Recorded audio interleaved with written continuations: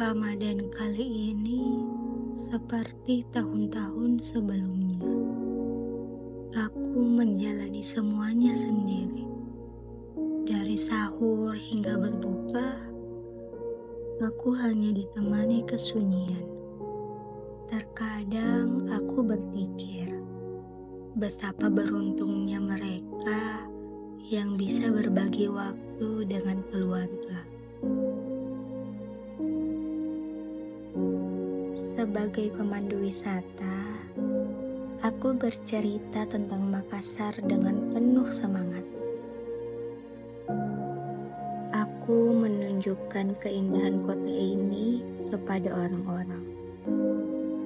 Tapi, di antara riuhnya cerita tentang kota ini, aku sering bertanya, kapan ada yang benar-benar mendengarkan ceritaku?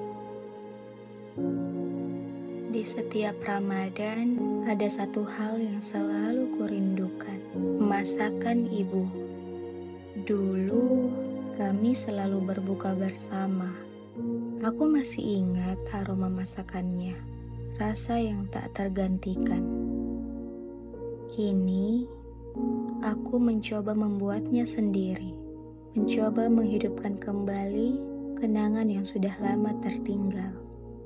Setiap suapan yang kucicipi membawaku pulang, bukan hanya ke kota ini, tapi ke rumah yang sesungguhnya, ke masa-masa di mana aku tak sendiri, di mana rindu ini bisa terobati.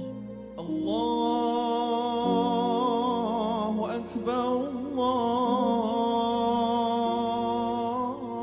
Akbar. Lebaran kali ini aku masih sendiri, tapi aku tahu aku tidak benar-benar sendirian. Di kota ini ada kenangan, ada cerita, ada harapan.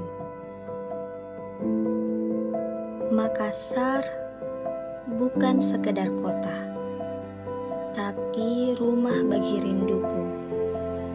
Tempat kenangan hidup kembali, tempat hati yang sepi menemukan arti. Lebaran di Makassar, rindu yang kembali menemukan rumahnya.